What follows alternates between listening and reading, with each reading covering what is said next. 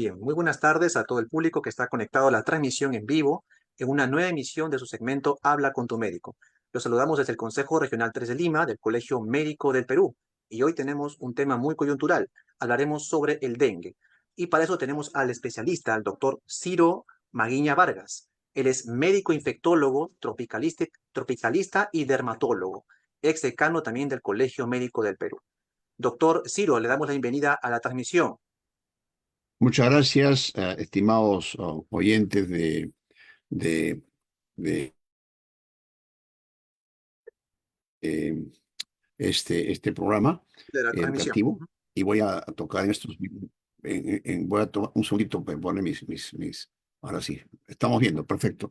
La idea de esta charla, porque es un tema no solo de coyuntura, un tema de agenda de salud pública, ¿no? Y obviamente el dengue no afecta no afecta a la sierra, como está en mi tierra ahí.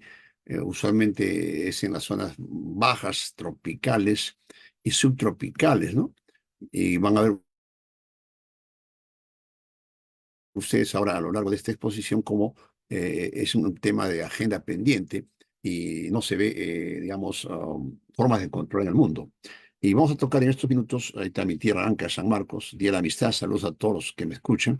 Miren, la prensa siempre señala una palabra que es hace rato estamos perdiendo la lucha contra el dengue. El dengue en el mundo no es un tema solo de Perú. El cambio climático, el fenómeno del niño, ahora el calor que tenemos en Lima y la no vigilancia que se tiene en muchas partes del mundo y Perú, y cómo el dengue se ha ido adaptando. Hasta hace años no había en Ica, ya hay en Ica. Prácticamente casi todo el Perú está lleno de dengue, salvo el sur, que hay casos todavía exportados, pero probablemente Arequipa, Moquegua y Tacna puedan este año entrar al club de dengue. Entonces, sí es importante entender eso, que es un tema no solo coyuntural, es un tema. Y miren en este cuadro que ustedes están viendo, cuál fue el resumen del año pasado. Hubo 240.000 casos, miren la curva, pues nunca vista. Y las defunciones también fueron 407 que nunca he visto. Eso, ¿qué nos dice? Esto va a pasar en Perú este año factura. Ojalá que no sea. ¿Qué hicimos el año pasado cuando vimos este panorama de las cifras que fue la peor epidemia?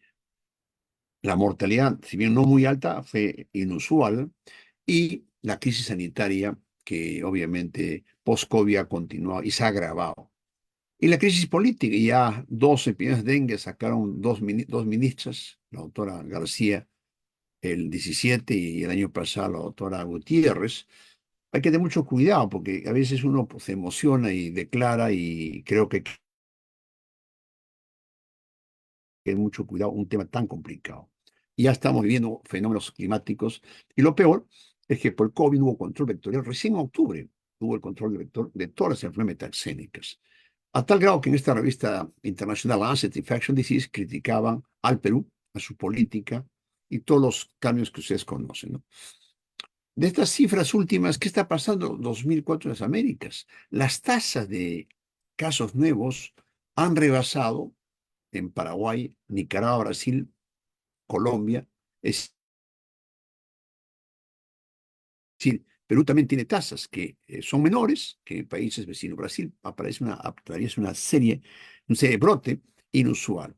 ¿Y qué pasa a las cifras de Perú? Pues son cifras oficiales. Ya para febrero de este año, hay 13.000 casos, lamentablemente 7 fallecidos. Es decir, esto está comenzando, ojalá me equivoque, a crecer y crecer y crecer. Y eso es un tema que debe preocuparnos. Por eso estos cursos. ¿En qué departamentos o regiones? Porque es lo mismo en la práctica. Ancash, mi tierra, Ica, que siempre ya es un foco importante, La Libertad, Lima, Loreto históricamente y Piura, que es el que siempre históricamente ha tenido. Eso preocupa porque obviamente son departamentos conocidos y también los otros departamentos que en mayor o menor grado lo tienen. Entonces, miren acá en el mapa es evidente, el sur del país no lo tiene.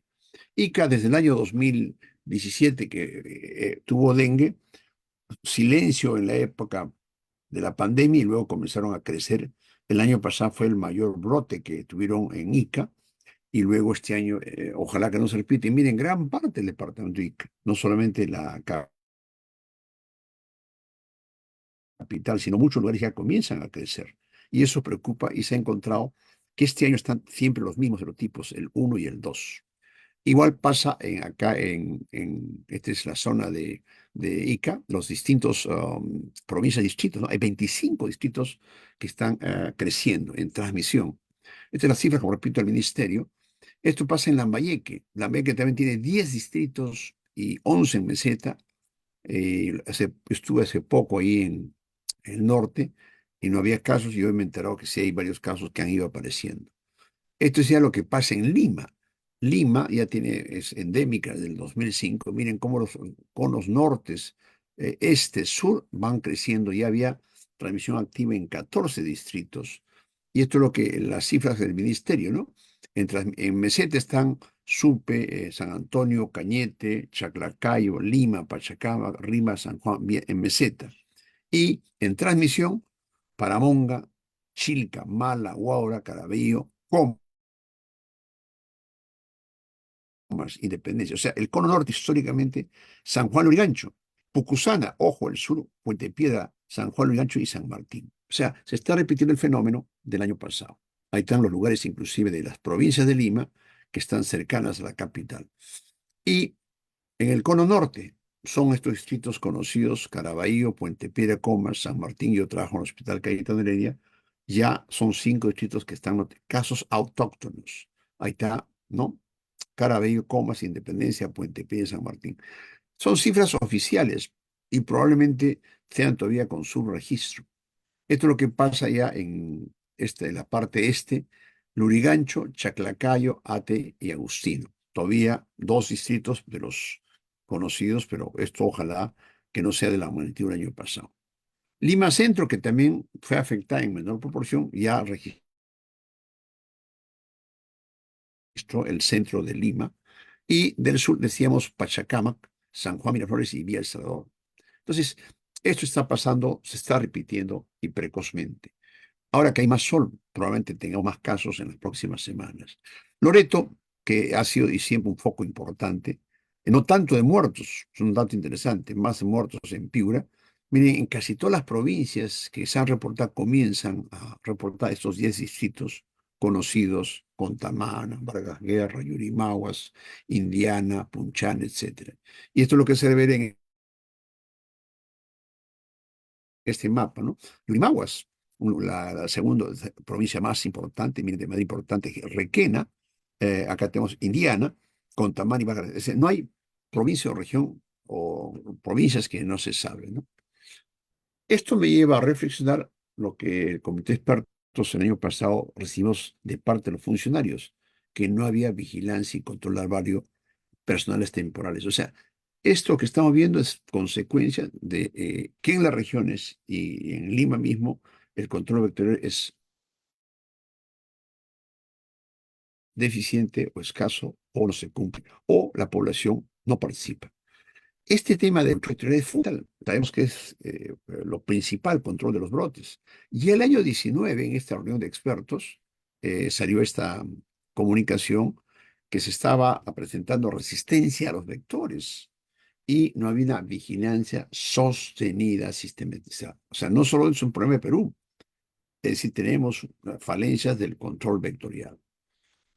¿Qué vimos el año pasado? Vimos casos, los típicos descritos en el mundo y también atípicos. Hablamos de Lima, no hablamos de Loreto.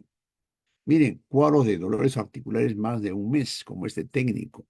Rash persistente, parecía chikungunya. Y vimos no solamente los cuadros clásicos que se escriben, que sale el líquido del tejido y se va al intestino, se va a la vesícula, sino formas complicadas. Y el daño de todo, los formas se debe al daño del endotelio, ¿no? Hace unos años salió un estudio, hace 3 años, ¿quiénes son los que se progresan más? Recuerden, los signos de alarma nos señalaban náuseas, vómito abdominal. No se hablaba del grupo de riesgo, de los niños sí se sabía. Y en este metaanálisis exactamente están en rojo los 3 clásicos síndromes. Y apareció los extremos de la vida, los diabéticos, las mujeres, los hipertensos. Me recordaba al COVID. Es decir, este nuevo metaanálisis, que es reciente, revela que también hay grupos de riesgo que son los que hay que vigilar y prevenir, ¿no? Y otro tema es el dengue 2 fue asociado y en niños en este metaanálisis a los peores casos. Están circulando en Perú, sí, el uno, el 2 y el 3 y nos debe llevar a la alerta para la vigilancia y evitar que se nos mueran los pacientes. Ahora, el tema de por qué se mueren, hay la infección inicial y luego la segunda es la que más agrava. Una tesis que acabo de ver en Chanchamayo, solo el 6% tuvo dengue, el resto fueron gente nueva. Por lo tanto, y los signos de alarma fueron los que se complicaron. Lo importante cuando uno maneja dengue en el Perú es saber que hay coinfecciones, dependiendo de la zona, puede haber influenza, COVID, chikungunya, leptospira, ¿no? Este es bien importante. Cuando hay coinfección, lo vivimos en el COVID, tipo dengue con COVID se agrava más. Hay la respuesta inflamatoria potencial. Este es un estudio que publicaron los colegas de Iquitos, que siempre los pongo, como uno dice, la enfermedad dura 7 días, es correcto, va a ir bajando todas las molestias y el paciente a su casa. Pero cuando cae la fiebre hay que tener mucho cuidado. La gente se preocupa de las plaquetas muchas veces. Las plaquetas no son tan importantes. Son importantes para el diagnóstico, pero más importante es vigilar en estos días, cuarto, quinto, sexto día, cuando cae la fiebre, los signos de alarma, que es lo que es fundamental, ¿no? Estos signos de alarma prácticamente son los que nos deben preocupar. La gente se preocupa de las plaquetas y eso no es un signo de alarma. Sí, cuando es muy bajo, el sangrado, pero usualmente la plaqueta baja a 80, 100.000, 60.000, 40.000. La gente se hace todos los días, en realidad. Cuando bajan ya a partir de 25, puede haber sangrado, que es un signo de mal pronóstico de alarma, ¿no? Igual en estudios que se han publicado. Decíamos entonces, el líquido que se escapa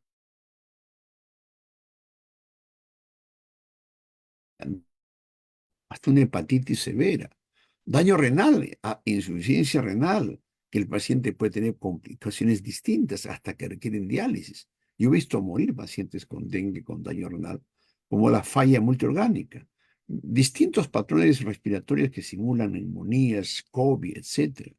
El año pasado tuve este caso, vi en la clínica donde trabajo, una gestante que estaba grave, sangrando, miren, sangraba y pensaba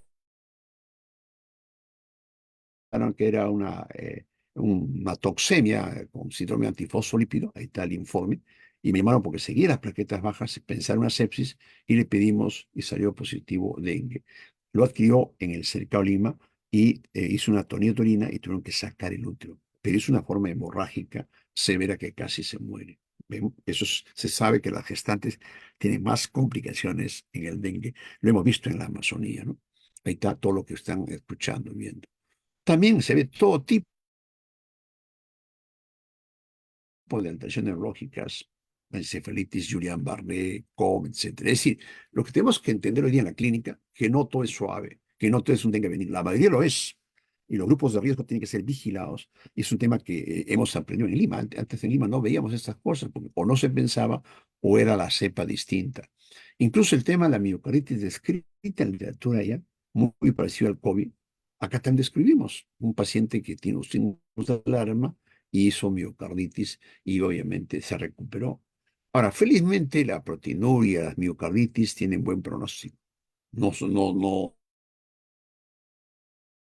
lo agravan el pronóstico.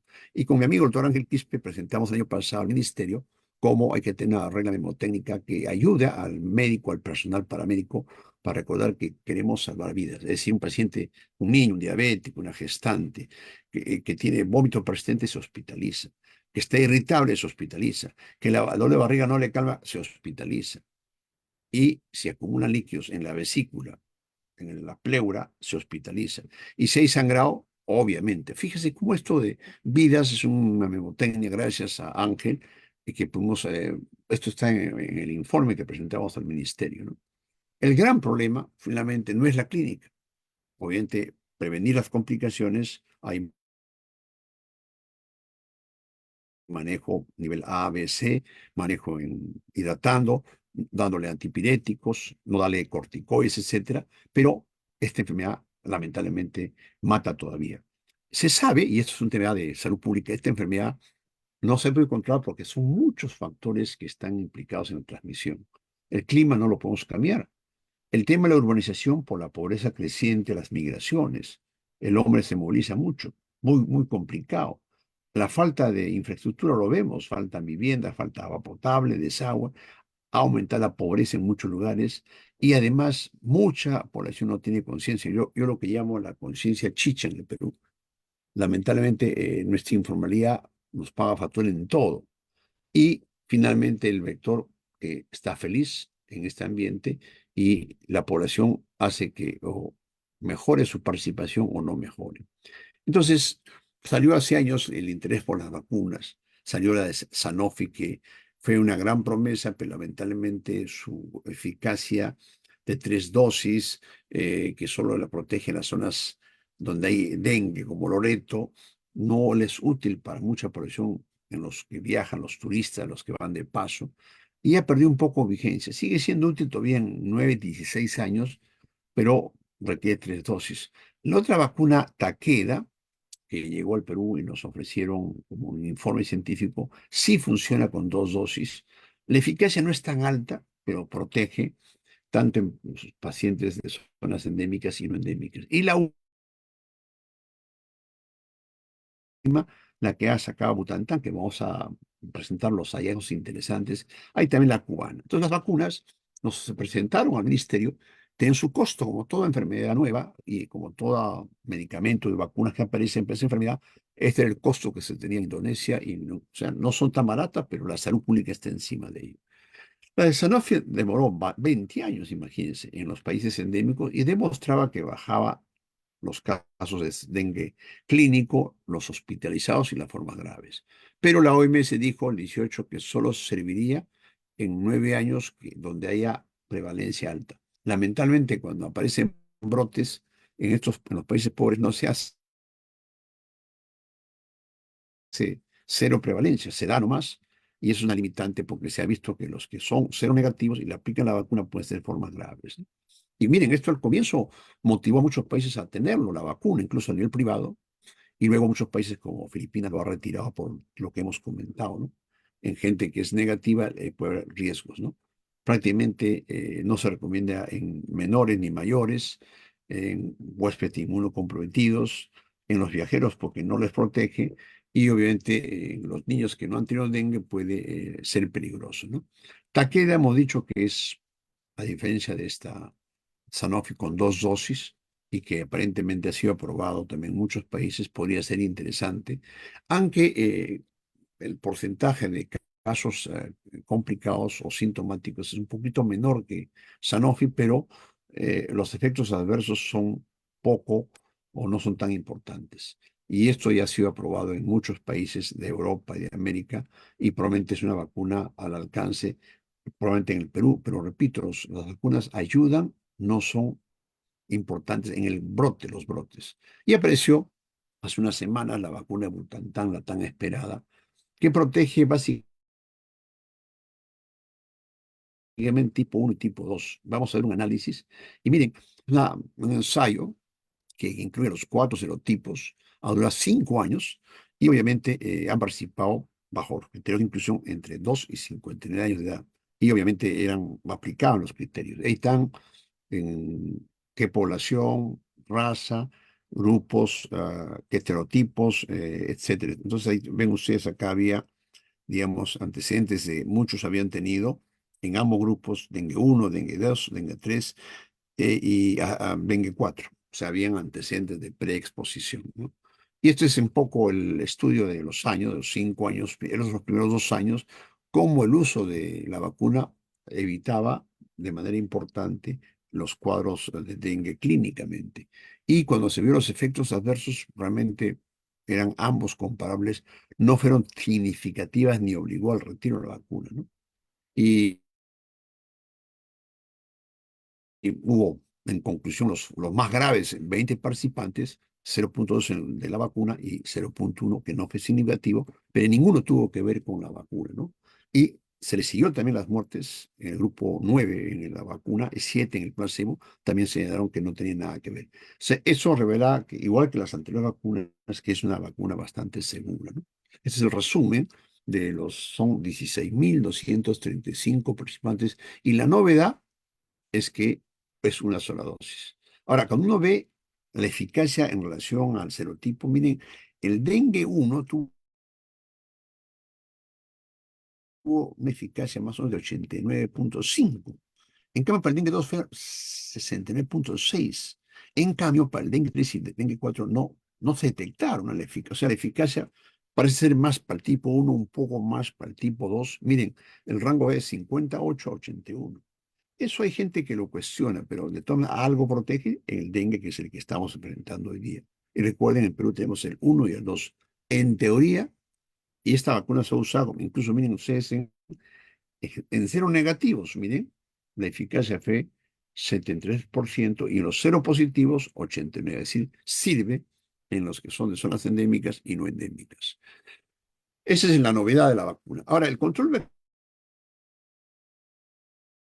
vectorial sigue siendo lo más importante, pero nadie discute el rol del control de la fumigación del adulto y las larvas, el control que significa gastos enormes, y la eliminación de inservibles, que es parte de lo tradicional, ¿no? Esto lo conocemos, ¿no?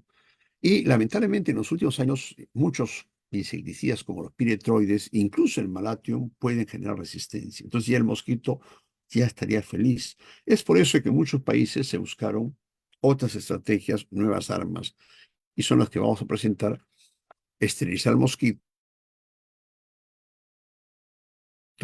modificarlo genéticamente, o lo que ahora está de moda, incluir bacterias que, en estas bacterias llamadas Wolbachia, permiten que el mosquito no comience a transmitir de manera importante en las comunidades.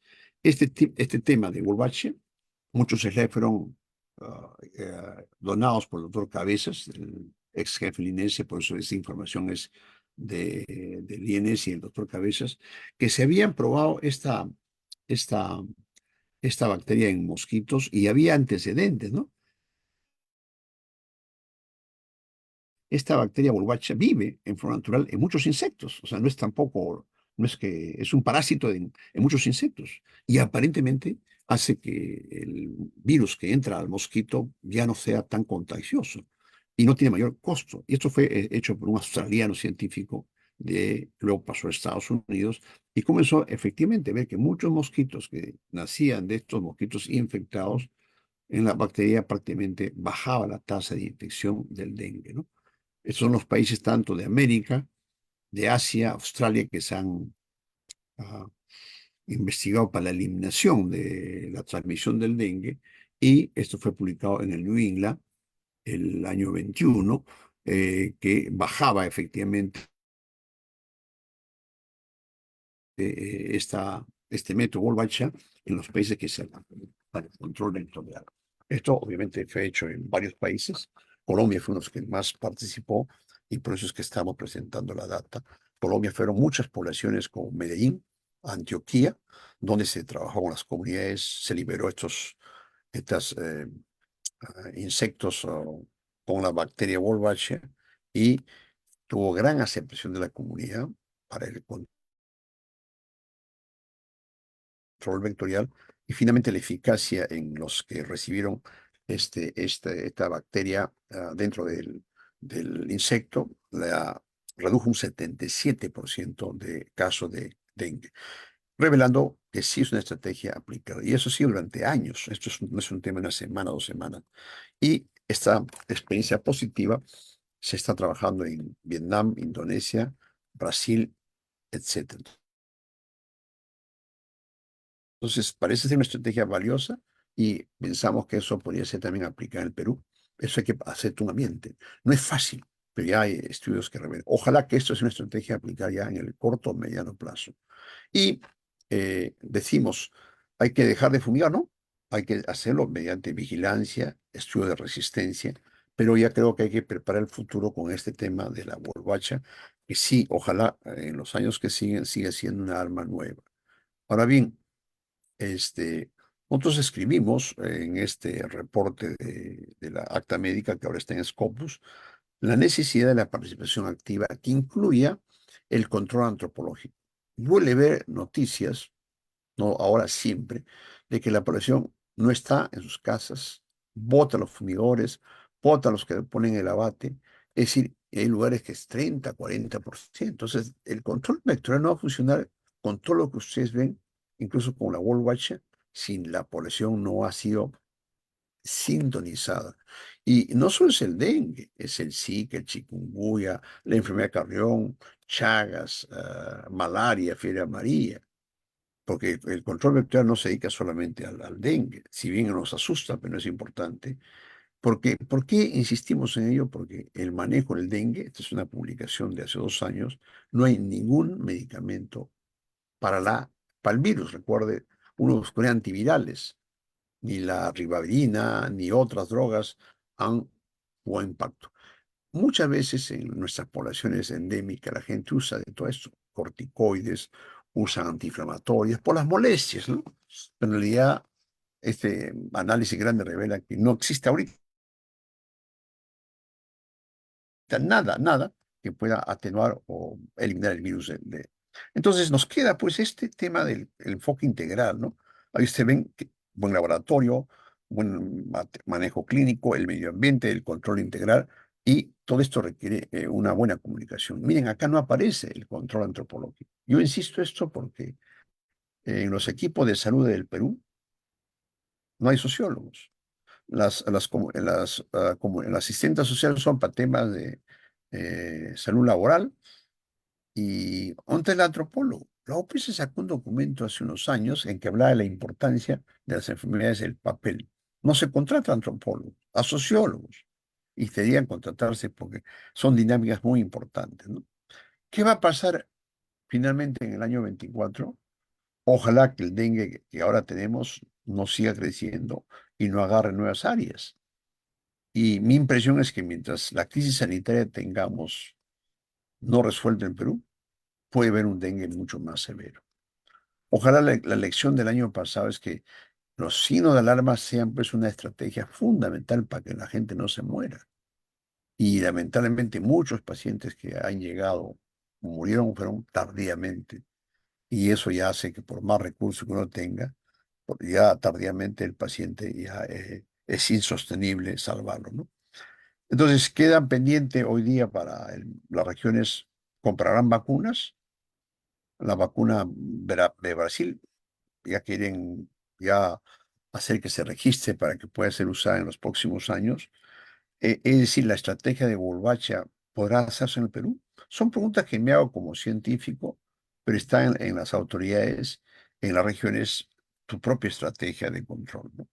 Creo que, por ejemplo, los amigos de Iquitos que apoyaron a bajar la letalidad en el norte, tienen mucha experiencia en el manejo de signos leves, los signos de alarma, que fueron aprendiendo con el tiempo, qué coinfecciones tienen. Por eso en Loreto no hay tanta mortalidad.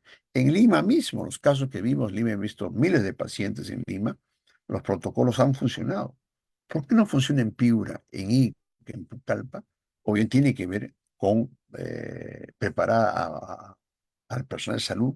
Por eso me alegro que esta conferencia que hace el Colegio Médico del doctor Lalo Aguirre trate de motivar que haya estrategias sencillas y baratas que se tienen que trabajar en la población. No confiar en la futura vacuna Butantan o la de Takeda, no confiar solamente que ya se fumigó, ya se botó las larvas, porque el enfoque es integral.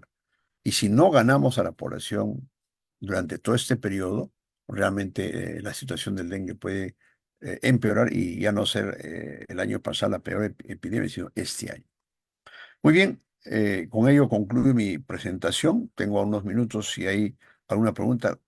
Con mucho gusto, yo trabajo en Cayetano Heredia en el hospital hoy día, en el servicio de tropicales, y el año pasado hemos atendido, yo particularmente habré unos 400 pacientes. Y eso significa que vamos a adquirir experiencia ya en Lima. Lima deja de ser el cono norte, el único lugar. En Lima ya casi incluso en barrio de clase media. Y ahora que hay falta agua, la gente acumula agua, piscinas en las casas, que es otro foco que tenemos que evitar porque el mosquito está circulando ya y esperamos que no haya casos graves en nuestro departamento.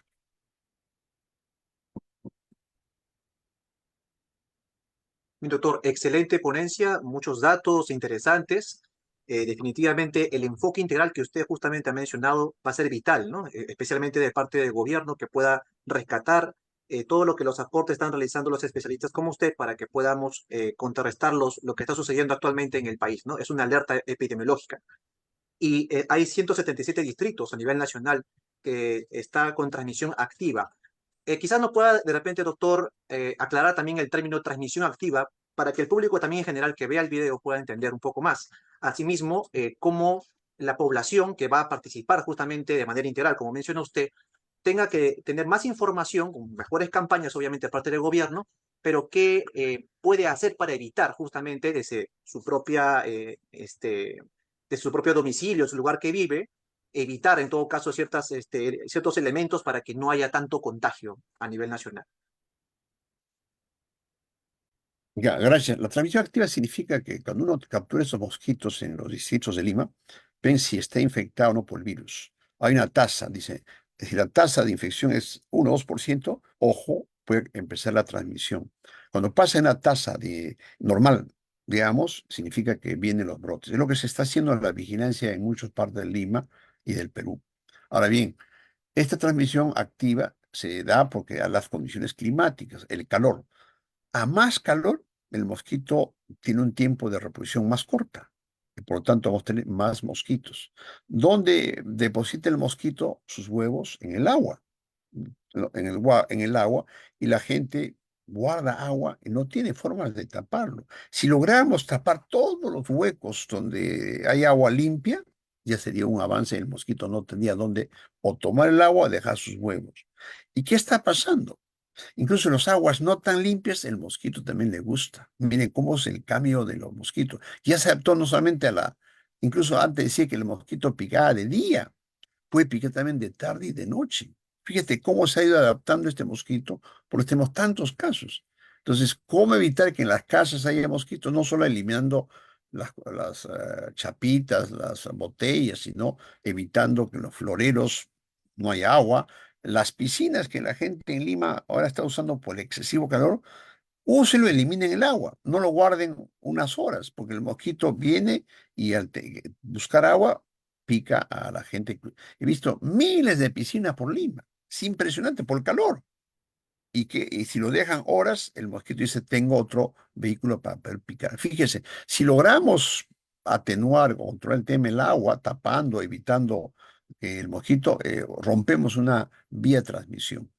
Y lo otro, en relación a la gente que es picada, muy bien, me picó el mosquito en coma, sangue. ¿Qué hago? Ante los primeros síntomas, los primeros 5 días, acuda a un centro, una posta, porque ahí se detecta lo que dijo, vidas, los signos de alarma, que son los que matan.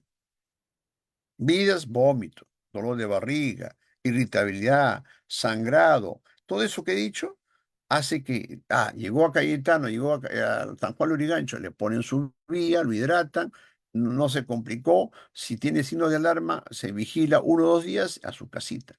Pero mucha gente no lo hace. La gente espera que está hasta el perno, como pasó en el norte, para acudir. Entonces yo creo que los dos mensajes, control del agua, tapando todo lo que condiciona que el mosquito pique, y la clínica en los primeros 4 o 5 días. No esperar una semana ni 2 semanas.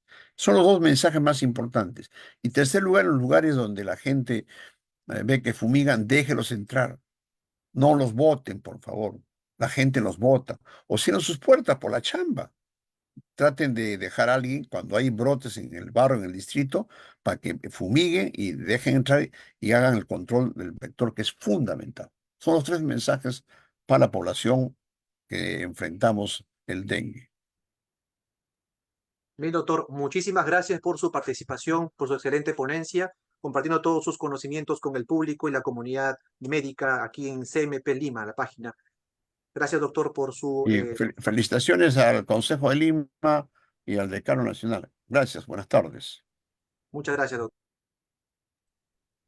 Bien, también agradecer al público que se ha conectado a esta transmisión. Como siempre, invitarlos a seguir la página CMP Lima. Transmitimos diferentes segmentos de salud con contenido muy interesante y coyuntural. Bien, con nosotros será hasta una próxima emisión de Habla con tu médico.